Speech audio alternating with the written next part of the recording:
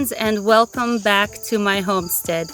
It's about to rain and the clouds are coming in and it feels very humid. It's going to rain all day today into tomorrow, and guys, in a hurry to collect the seeds from some of my herbs because I want to plant them again next year.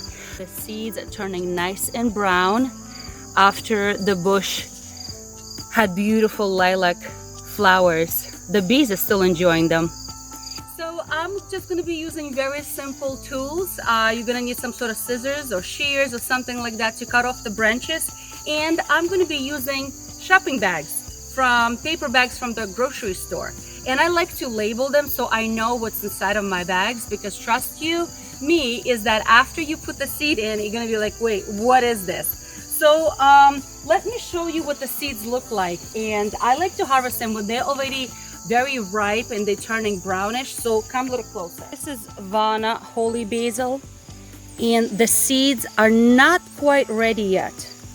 They're there, but they're just not all the way ripe yet, and I really want to wait for them to turn a little bit more ripe.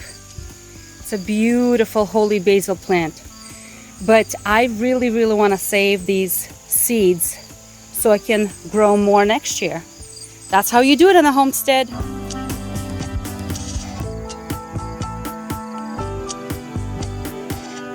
Alright, so here is my holy basil, one of them.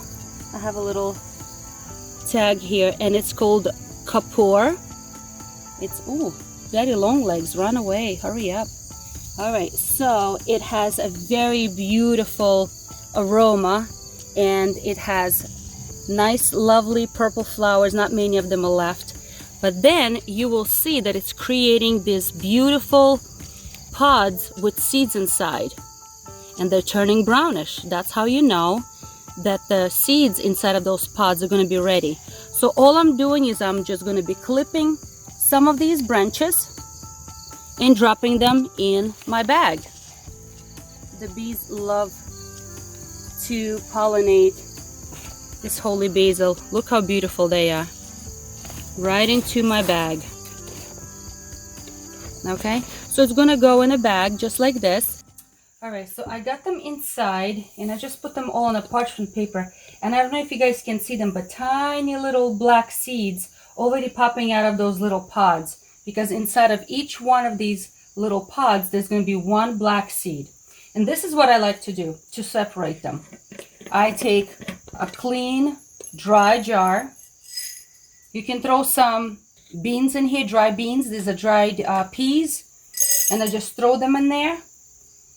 And then I just take a whole stem and I just kind of like scoop it down, like take them all off the stalk, just like that. Okay, so those that are still green I'm not going to touch because they're not fully ripened yet, and I don't want to store them when they're not fully dry and ripe. Okay, so I'm just going to throw some in there and shake. By shaking, it helps to open up those little pods. Check this out.